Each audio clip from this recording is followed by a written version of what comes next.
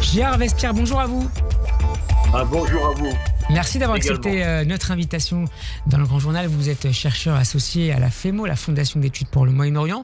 Gérard Vespierre, Donald Trump poursuit cet après-midi sa première grande tournée diplomatique depuis son retour au pouvoir au Moyen-Orient. Après l'Arabie Saoudite, place à partir de cet après-midi au Qatar. Quels sont les objectifs de ces voyages? Est-ce qu'on peut considérer que l'économie, le business, y tient une place absolument prépondérante?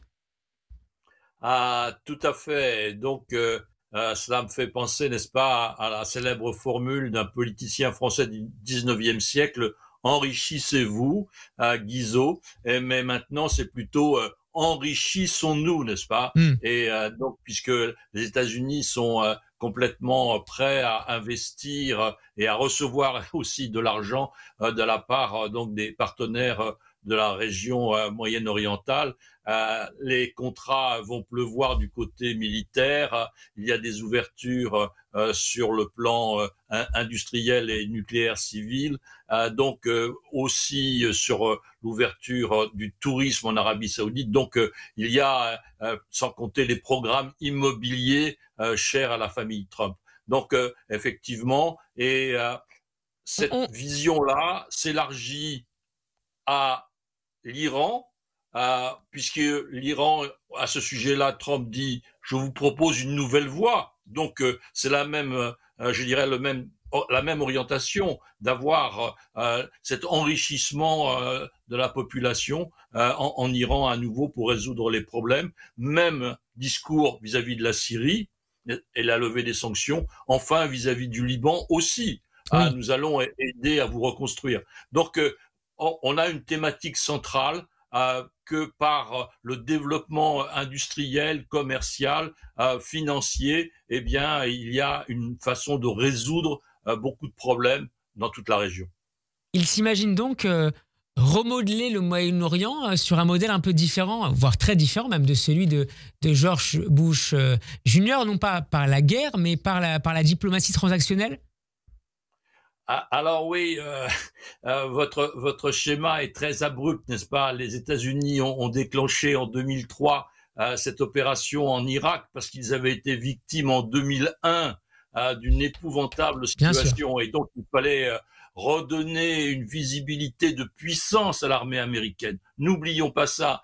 Les avions sont arrivés sur le Pentagone aussi. Bon. Donc voilà, je referme la parenthèse. Et maintenant, effectivement, nous sommes une vingtaine d'années plus tard et le développement économique que l'Arabie Saoudite a lancé elle-même, n'est-ce pas, la vision 2030 de Mohammed Ben Salman. Bon, et les Émirats arabes unis sont exactement sur la même longueur d'onde et donnent à leur pays des impulsions technologiques profondes sur l'intelligence artificielle, sur les produits pharmaceutiques, sur l'informatique en général, sur le spatial. Bon, donc il y a une révolution des grands pays d'un point de vue financier dans la région, et cette pluie de dollars, eh bien, aide effectivement au développement industriel et au niveau de vie, à l'élévation du niveau de vie de la population.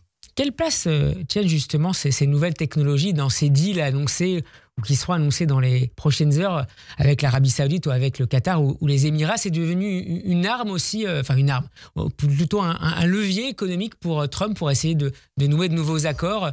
Il y a autour des grandes sociétés américaines, des big tech, notamment Nvidia. Oui, bien sûr, il y a cette impulsion vers l'intelligence artificielle, mais n'oublions pas non plus le nucléaire civil, n'est-ce pas? Les Émirats arabes unis sont en train de se doter de leur première centrale nucléaire, et l'Arabie saoudite souhaite aussi prévoir 2040. Et la baisse des revenus du pétrole et donc le besoin climatique d'avoir de nouvelles sources d'énergie beaucoup moins polluantes que les énergies fossiles. Donc il y a de la part des pays visités un besoin, une envie de s'ouvrir sur de nouveaux domaines d'activité, et aussi les services, donc le tourisme, où les portes s'ouvrent très grandes. 142 milliards de dollars. C'est le montant du deal annoncé, le deal de défense annoncé entre l'Arabie Saoudite et les États-Unis. Gérard Vespierre, est-ce que ce deal pourrait être malgré tout remis en cause par le Congrès américain?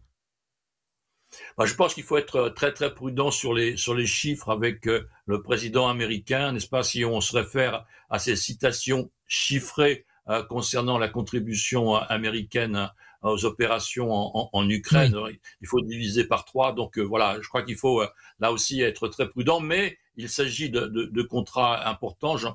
J'y faisais référence au début de notre entretien.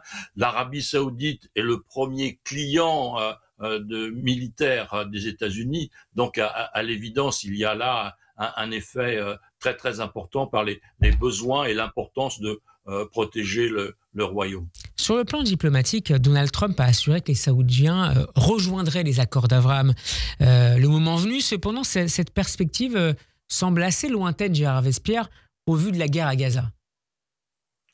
Alors, non seulement la guerre à Gaza, mais les Saoudiens ont été, et à plusieurs reprises, très très clairs, n'est-ce pas, en disant oui, nous pouvons effectivement avancer dans cette direction, mais dans le cadre d'une solution à 2 États.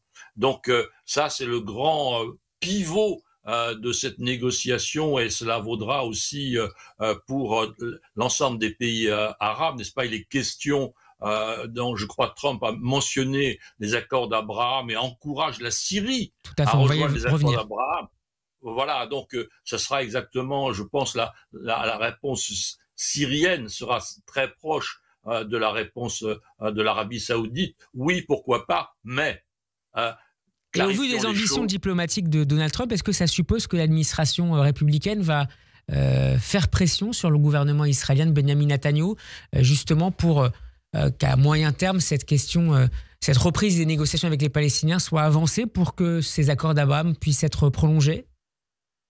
Écoutez, je pense que c'est aussi de l'intérêt d'Israël, n'est-ce pas, d'avoir les meilleures relations économiques, financières, industrielles, technologiques avec l'Arabie Saoudite. Donc, la difficile question du problème palestinien, en tout cas la difficile réponse au problème palestinien, apporte aussi des avantages du côté israélien de normalisation avec des pays extrêmement riches, à très forte population, qui peuvent venir visiter Israël, donc de créer des flux aussi économiques de grande importance. Donc tout problème a 2 faces, et Israël n'échappe pas dans cette question palestinienne à cette position. On l'a un petit peu évoqué tout à l'heure, autre État qui, la porte de ces accords d'Abraham a été ouverte par le président américain, la Syrie d'Ahmed al-Shara, que Trump a rencontré à la surprise générale. Normalisation, levée des sanctions, c'est un véritable tournant qu'a entrepris l'administration Trump aujourd'hui. Alors, c'est une évolution plutôt une évolution qui tient compte de la situation réelle en Syrie. J'ai été très vocal dès le mois de décembre 2024 en disant ne prenons pas Ahmed el-Shara comme un djihadiste qui va mettre son pays à feu et à sang. Il subit cette situation de la Syrie, son pays subit cette situation depuis 13 ans. Sa mission va être de recoller les morceaux, de reconstituer la Syrie. Donc il est parti dans cette direction-là. Sa famille, historiquement, a aussi connu de grands dirigeants. Un de ses oncles était ministre des Affaires étrangères de Syrie. Donc, il a une vision politique, c'est un homme jeune, donc voilà, il y a un chemin tracé pour la Syrie, et en tenant compte de cette stratégie à long terme, eh bien, la France avait, il y a 48 heures ou 72 heures, aussi ouvert la porte de l'Élysée. Eh bien, cette fois-ci, ce sont les États-Unis qui ouvrent la porte vis-à-vis de la Syrie, dans le cadre d'un entretien téléphonique aussi avec Erdogan. Donc, il y avait les 4 interlocuteurs, les Saoudiens, les Syriens, les Américains et les Turcs pour effectivement pousser dans cette direction. Là aussi, vu d'Israël, la levée des sanctions contre la Syrie n'est pas forcément une bonne nouvelle. En tout cas, c'est les premières réactions qui nous parviennent d'Israël, à côté du renforcement de la défense saoudienne et du projet de développement de programme nucléaire civil saoudien. Tout cela montre une forme de divergence accrue entre Washington et Jérusalem, selon vous, Gérard Vespierre?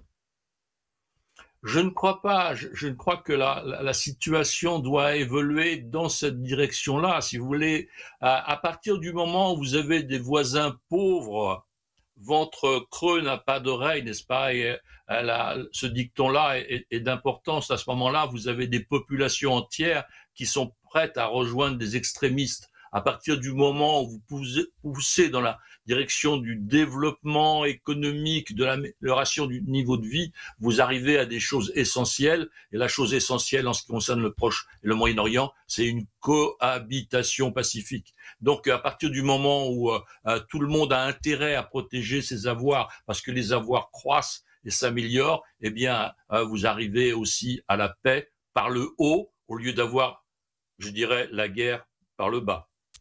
Le plus brûlant pour vous, pour terminer, Gérard Vespierre, c'est le dossier iranien. On sait que des discussions ont lieu depuis quelques semaines, notamment à Oman, par la médiation l'intermédiaire du sultanat d'Oman.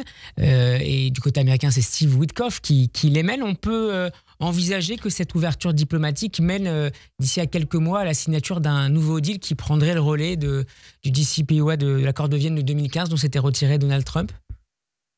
Oui, effectivement, je pense qu'on est dans cette direction-là sur le plan nucléaire, mais peut-être derrière se profilent d'autres choses, n'est-ce pas? On a une vision qui commence à apparaître comme quoi, eh bien, Ali Khamenei, le guide suprême de la République islamique, pourrait être le dernier guide suprême. Et donc, cette grande évolution aussi de la République islamique, la grande évolution politique, pourra-t-elle se faire par le haut et dans une relative accalmie, ou bien par le bas, par une révolution populaire? Nul ne le sait, mais il y a derrière ces accords nucléaires à venir l'évolution globale du système et du régime iranien. Merci beaucoup Gérard Vespierre d'avoir été avec nous en direct sur Radio J. Je rappelle que vous êtes chercheur associé à la Fondation d'études pour le Moyen-Orient. Très bon après-midi à vous, à très bientôt. Merci, au revoir.